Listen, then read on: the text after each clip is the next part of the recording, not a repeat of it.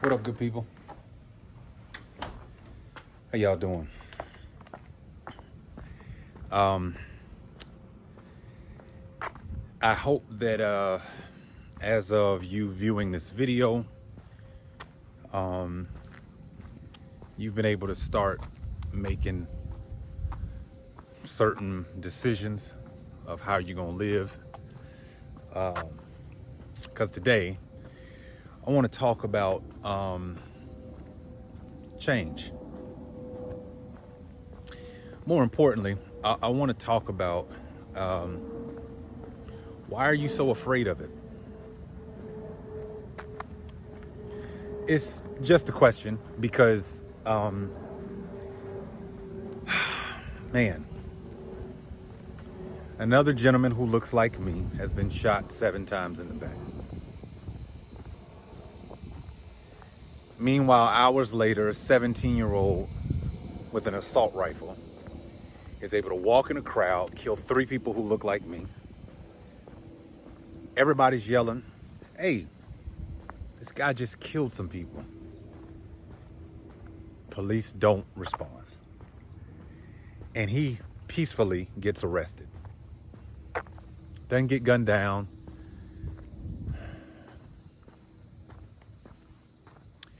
And the question that I have for all of my white ally friends who privately are having conversations, who are private or openly having discussions with your other business friends, your other employee friends, your other neighbors,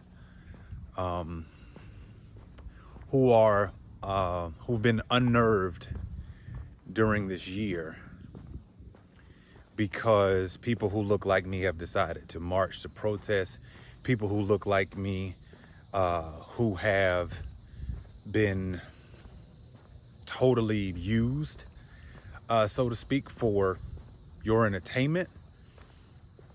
Literally, ever since we came here off a boat. The black body, it was so well said earlier today, I saw it. The black body has been the most entertainment provided by forever. If you've seen the movie Django, that's real, right? That scene where the 2 black men are fighting while 2 white men are sitting there and they're fighting to the death, and 2 white men are sitting there having a business conversation, that's real. And we entertain with our singing, our acting, our dancing, our athletic ability, entertainment, for God knows how long, right? And now, because times have changed, athletes have a voice, and well-deserved. The narrative is always, which has been before, you've heard the comments before, which has sparked a lot of movements, shut up and dribble, or you make too much money to talk, and all of these things that they get said, right? So at the core of who you are, I'm just asking, at the core of who you are,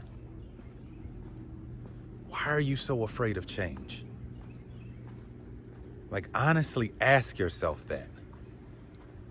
Why are you so against an uprising of people who look like me, who aren't asking for a coup attempt of the country, who are just asking for simple civility and equality and swift justice, when it's very clear we're getting murdered? However, if I ask there was a bee that just flew by. If I ask the same of you who are unnerved by this change, would you feel the same way if you know, when genocide was happening to our Jewish brothers and sisters, would you feel the same way if they stood up and said, we demand change? Do you feel the same way when you run into your Jewish brothers and sisters who remind the rest of the world every year about what happened to them? Do you say, I'm tired of hearing about it? Do you tell your Jewish brothers and sisters, this is just too much? Do you tell them, well, you should just shut up and just enjoy your life and your busy? Do you do that? Why are you so afraid of change? Why?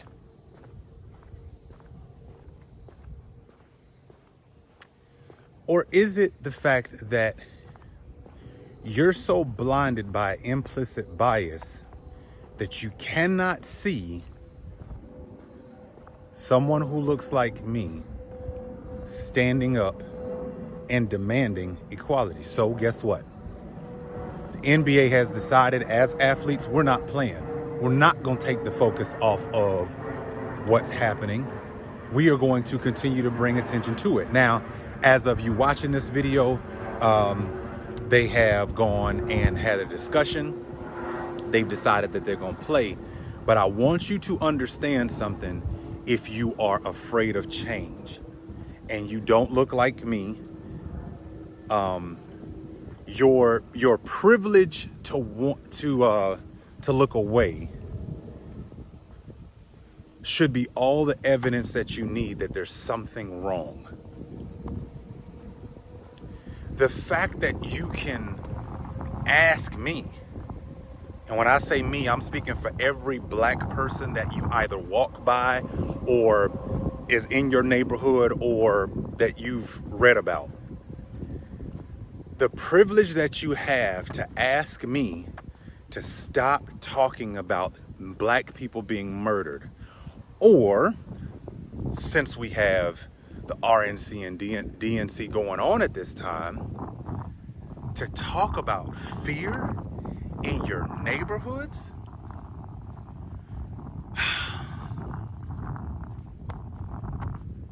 I ask you to go out and vote. I'm saying to every single person on this planet, please go out and vote. All 320 million of us here in the United States, go out and vote, okay? But I just gotta ask, what fear could you possibly have of someone who looks like me? Because see, what you're missing when you just respond to the rhetoric is you're missing who are they asking you to be afraid of. That's what you're missing.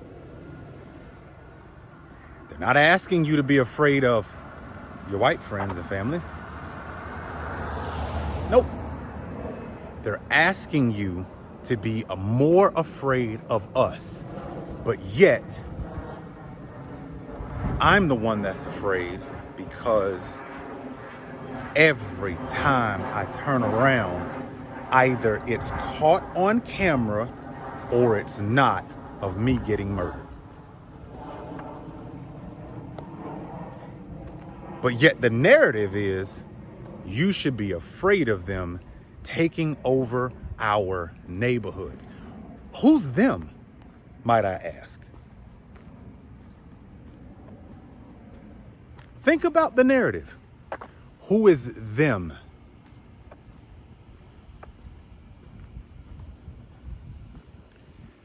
I want you to vote.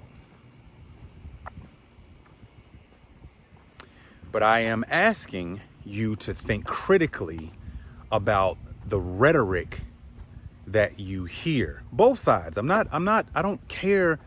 I care that you vote. Who you vote for, that is your decision. That's why we got a free country called America. Well, version of free. We have the option to vote for whoever we want, right? But my thought is, ask yourself, who is they that you should be afraid of? What do they look like? If you're also the person who says, oh, I was upset when George Floyd happened, are you still upset? What have you done? Have you made change? Have you sat your children down and discussed it?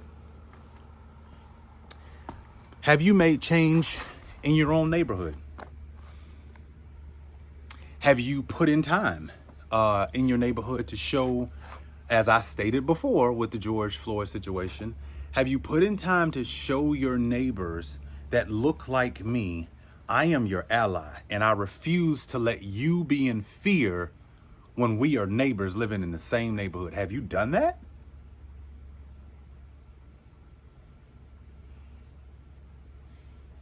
Because when we say we don't know what to do, I've heard that from a lot of my white ally friends.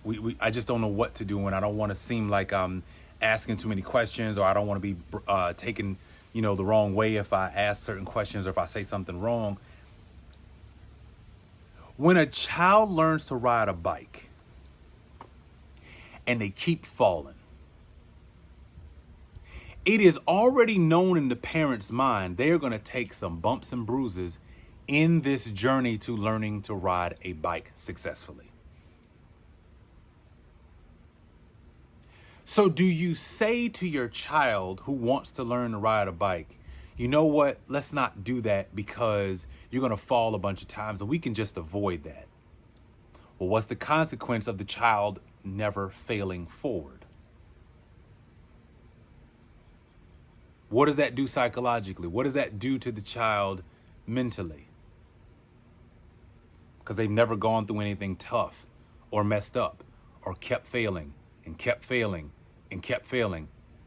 If you can understand that for a child learning to ride a bike, you're a full-grown adult. If you constantly keep putting yourself in a position where you never have to learn and grow from your mistakes and failures, the bubble you are in is what I'm really afraid of.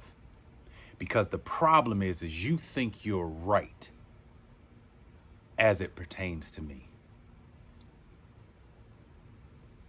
You think you're right. You think your opinion is right in your small, tiny bubble of no black people who you're actually asking critical questions to ask them. Here's a simple one. Here's one you can do right now by watching this video. If you're watching the narrative and listening with intent to understand the RNC and their motives and where they're going, I ask two questions of you. One of them you can go ask a black person. The first question I ask you is,